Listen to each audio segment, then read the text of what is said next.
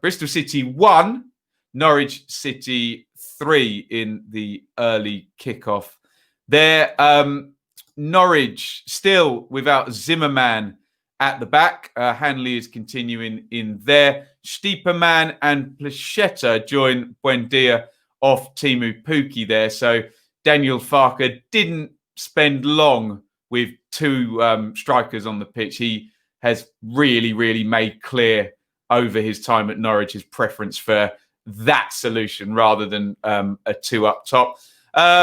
Bristol City just very light at the back with Alfie Mawson now injured and Andy Vyman out for the season. Stephen Sessignon as well. No Bakinson there. Brunt starting there. So slightly different than their first 4 games when they had that winning streak. Let's have a little look at the goals in this one. There is Marco Stieperman, completely unchallenged by the 3 Bristol City central midfielders. He's going to slide that through to Teemu Pukki, who you can see is already on the run. Nice touch and finish by Pukki. By the way, had a couple of issues with a couple of Norwich fans yesterday. Remember, 2 things can be true. So if I criticise defence and praise attack at the same time, do not go and cry on your yellow jersey. Don't take it personally. Bristol City's 3 centre-halves were really bad yesterday. 2 things can be true is all I will say. We had some issues with some people understanding that yesterday. Here is Jacob Lungi Sorensen. Is that his name? And again, look at the shape of the back 3 for Bristol City. They're just completely all over the place. Teemu Pukki 6 yards ahead of Taylor Moore. Thomas Callas playing everybody on side. That's where Pukki ends up. And what do we say about the deflection for the Derby goal? Where's the worst place this deflection can end up? There. So a big air of 18-19 though. Pukki did everything right, didn't he? He was off the shoulder. He was in the right position. He punished the wobbly 3 centre-halves. Got a bit of luck on the deflection, but he hit it early, and we saw him so many times do that. Bristol City get one back straight away. Patterson lobs that over, and it's Hunt arriving from right wing-back. And then, for the 500th time in this half, Norwich very sensibly play the pass to exploit. You can't actually see the ball being played through. I guess, would it be Gibson who played that one through? And again, look at the 3 centre-halves. So listen very carefully. I'm going to criticise the defending before I praise the attacking. 2 things can be true. Look at that first touch. Beautiful stuff. And they punish the Bristol City centre-halves. Again, Norwich there. Buendia. That pass was on all half, and Norwich take 3 goals in the first half from just playing straight through the Bristol City centre-halves there. Bristol City force a penalty in the second half. Oh, dear. Watch my reaction on the watch-along for that one. Wells tries to Panenka it and spot the ball. You can see Tim Krill's already, he hasn't even had to dive for that one, and that is flying over the top of the crossbar. Now, I have been sceptical so far in terms of using Norwich's performances to predict that they're going to go on a winning run. This one is far more viable. They were in the lead for a long time. We saw the star players, Aarons, Buendia and Pukki, all play well at the same time in the same game. They pulled them about.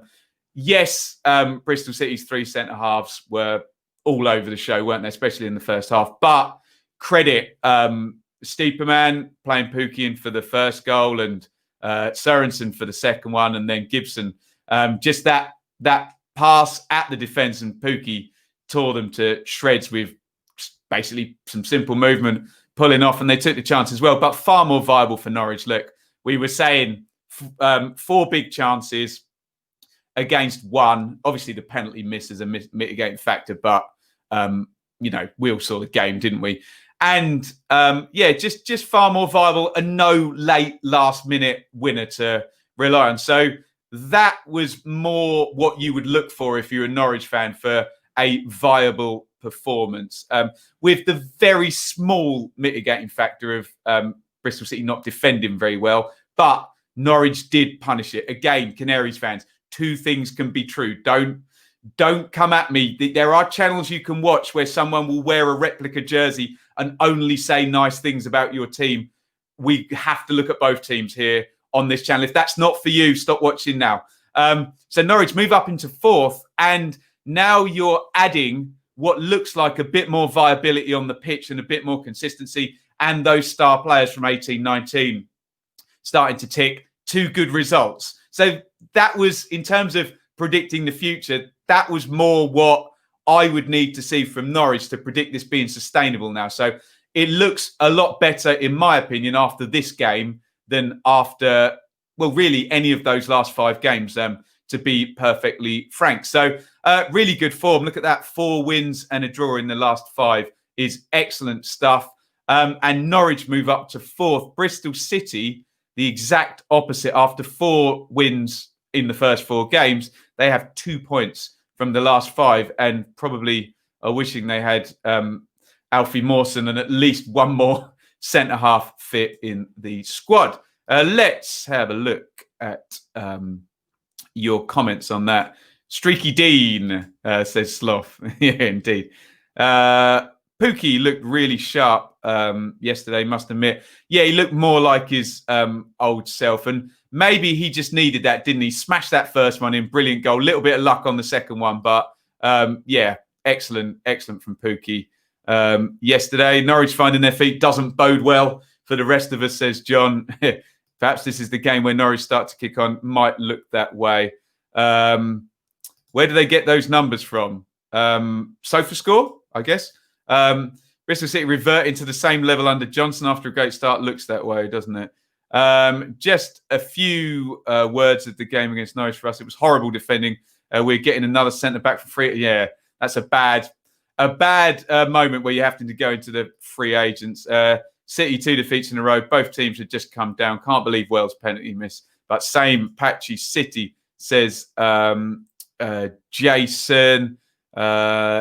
Norwich looking very close to 2 seasons ago despite injuries, just in time to play Millwall, who were woeful yesterday. There we go. Emmy's goal. Touch of class. Yes, it was. And this is the point I had to make to someone in the YouTube comments yesterday. If you take that goal out of context and watch a nice gif of him controlling the ball, brilliant, great stuff. If you've watched the entire first half, you're just banging your head against the table going, in stoppage time after this passes, but how have they got caught out by it again? But yes, it was a lovely touch and finish. Where are we looking? I suddenly hate being an armchair supporter. Going to see if I can see Norwich United. Bristol City looked a lot better after going 4 at the back. Maybe that's, I think it was a bit late there, chappers, wasn't it? The damage has done. Worth mentioning, Norwich's defence is getting up to speed too. Gibson and Hanley haven't played much football. Yeah, they do look a lot better with Zimmerman, don't they? And yes, the left back who did concede a penalty, didn't he, is actually a central midfielder. Of course, both can be true, but always is the debate of. So, of course, both can be true, but always is the debate of was what the attacking team caused the defending team to be shambolic. Maybe Russ, but the first goal was sort of 6 minutes into the game, wasn't it? And, that just set the tone. Maybe, you'll never know, but both things were definitely true. Norwich very efficiently and effectively. And I had the same thing when I did Aston Villa versus Fulham at the start of the season. I had to say to Villa fans, look, well done, brilliant, 3-0 win, but it won't always be that easy to score 3 goals in 47 minutes or whatever Villa did. Horrible defending. Oh, yeah, I think I've read that one out.